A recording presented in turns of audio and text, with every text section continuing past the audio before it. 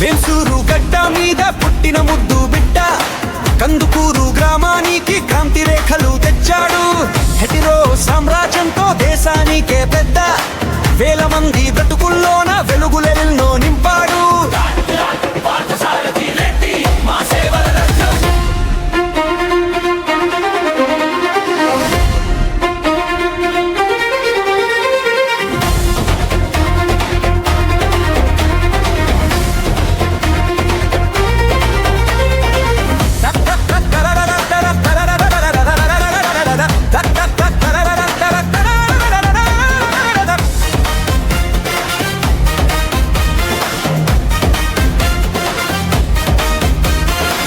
పల్లెటూరి నుండి వెళ్లి శిఖరాలను చేరాడు.